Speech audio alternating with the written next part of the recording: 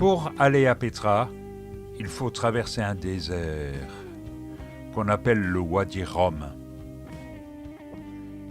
Il est encore habité par des Bédouins.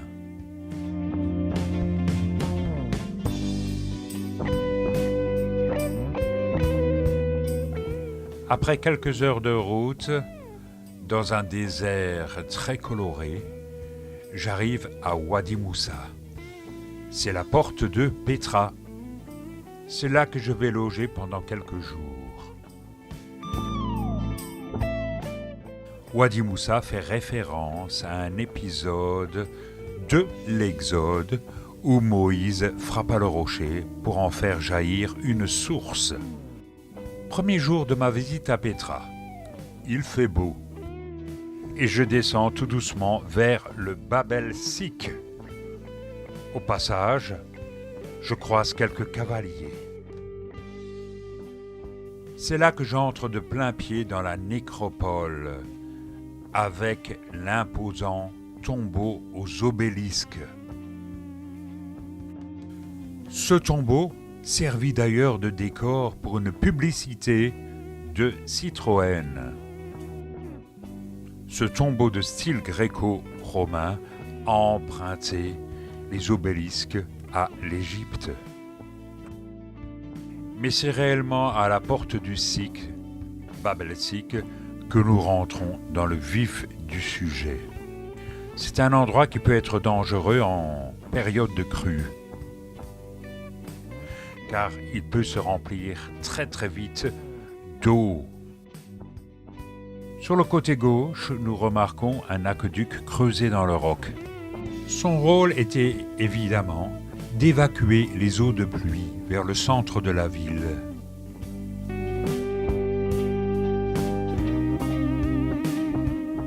Le canyon du Sik constitue l'unique possibilité pour les piétons et les cavaliers de se rendre au Casné.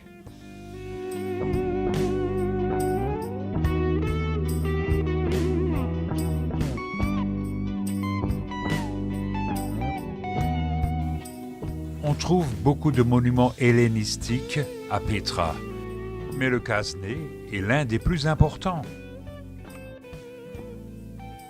On l'a vu également dans un des films d'Indiana Jones. Et même dans Tintin.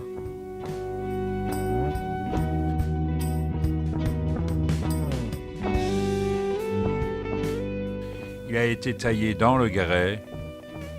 Malheureusement, les figures et les statues ont été martelées par des iconoclastes. Derrière la façade se trouve une salle de dimensions imposantes. Puis nous passons devant une série de tombes de la période édomite qui a commencé vers 1200 avant Jésus-Christ.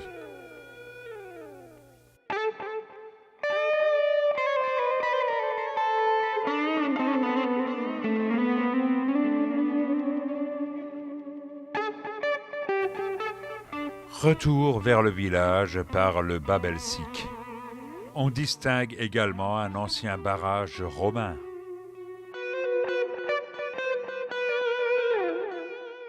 Au passage, je découvre d'autres tombeaux qui étaient à demi enterrés.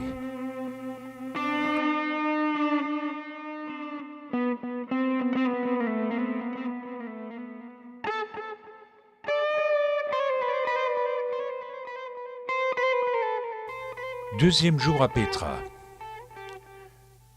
On passe devant l'endroit où les chevaux sont distribués aux palefreniers. C'est une ambiance de rébellion. Ici, exemple d'habitation creusée dans le roc, à côté d'un tombeau édomite.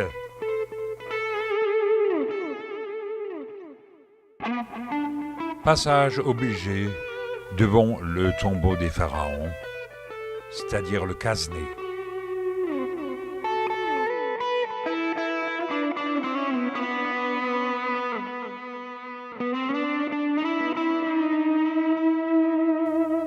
Un peu plus loin, il y a le théâtre romain qui a été construit au 1er siècle. Il est complètement taillé dans la roche et il pouvait accueillir de 3000 à 8500 personnes selon les sources. C'est un mélange de roche taillée et de maçonnerie. Le théâtre a été exhumé en 1961 par une équipe d'archéologues américains autour de P.C. Hammond.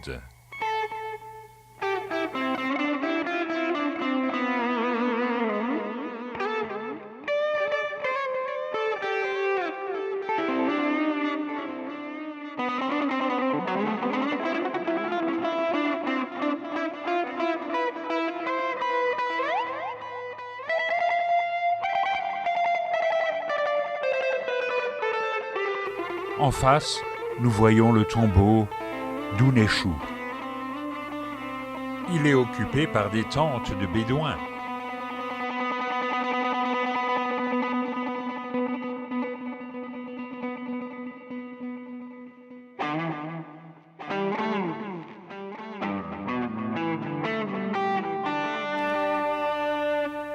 J'ai visité par la suite le tombeau à l'urne, avec ses nombreuses colonnades et sa grande salle.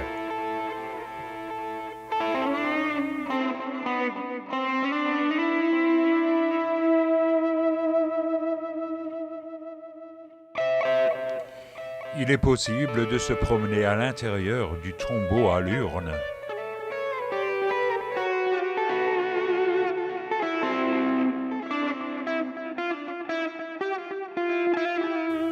À côté se trouve le tombeau corinthien. Il n'est pas très bien conservé.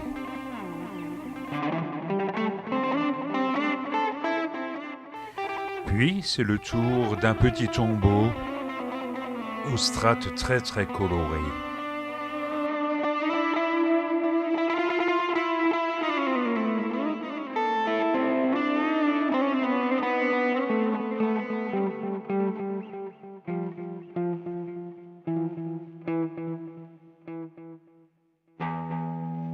Et tout à côté du tombeau corinthien, il y a la plus grande façade de Pétra, c'est le tombeau à étages.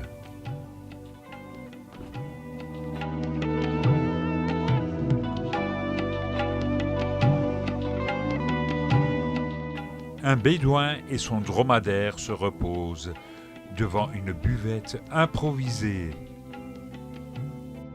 Là, j'arrive donc tout près de la voie à colonnade, non loin du temple au lion ailé et de l'arc de Trajan.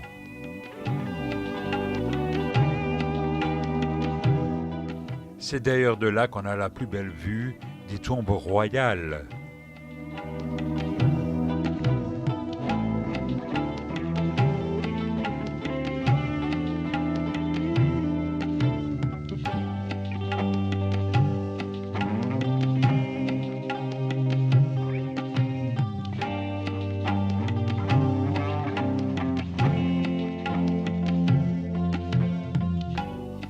À partir de là, partent quelques vallées très arides.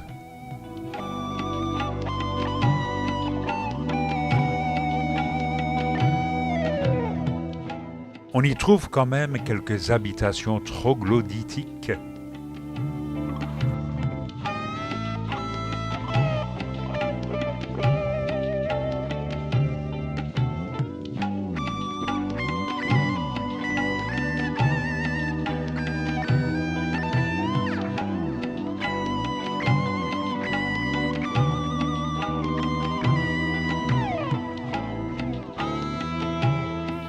Troisième jour à Pétra. Je reprends la marche et je vais vers un temple qu'on appelle Elder.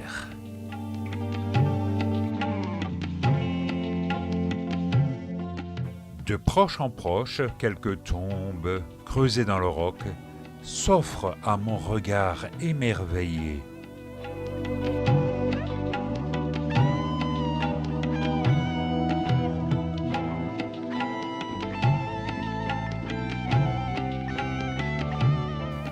L'accès à la tombe Elder nécessite presque 1 heure de marche.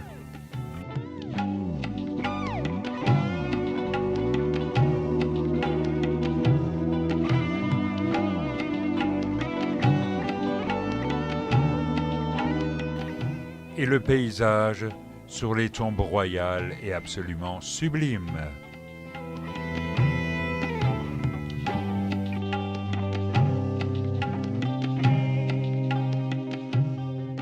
Dans cette zone un peu reculée de Petra, le vent a fait son œuvre et a sculpté les rochers en forme de champignons. Elder est un monument de 45 mètres de largeur sur 42 mètres de hauteur. Il est sur un plateau situé à quelques 45 minutes de marche du centre de la ville de Petra. Il a été construit entre les années 40 et 70 de notre ère. C'était certainement un oratoire, plus qu'une tombe. Au IVe siècle, l'édifice a été utilisé par les chrétiens comme monastère, ce qui lui vaut son nom Elder, qui veut dire le monastère.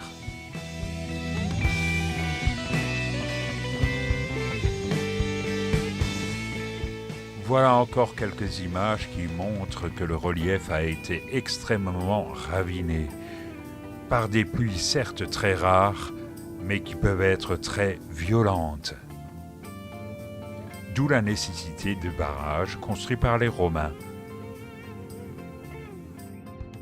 4e jour à Petra, passage obligé devant le Casné, et ensuite nous allons dans une zone où il y a beaucoup de tombeaux nabatéens et ammonites.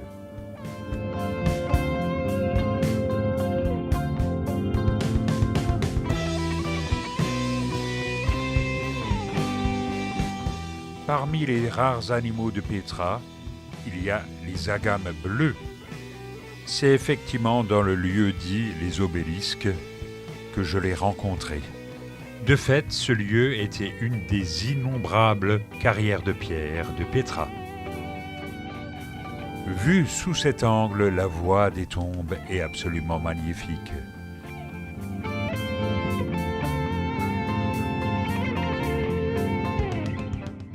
Et l'œil exercé discernera la tombe d'Aaron, cachée dans un col.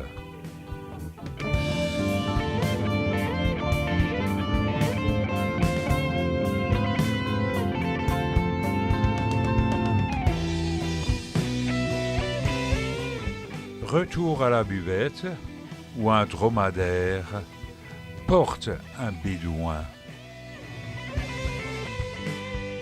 Et on ne se lasse pas de photographier les grandes façades de Petra.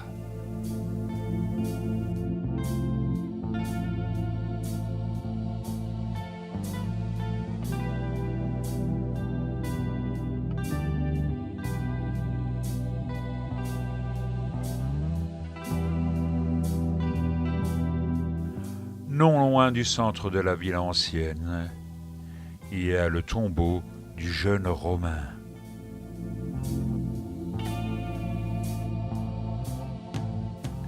De plus, il y a plusieurs tricliniums à Petra. Celui-ci est très bien conservé.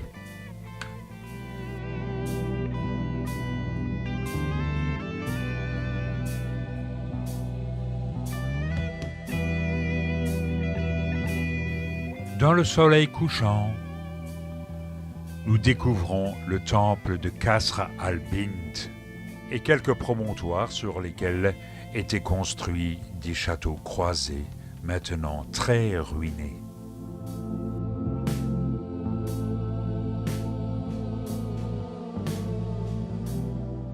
Dernière journée à Petra, où je visite un petit château de croisés qui lui aussi est passablement ruiné.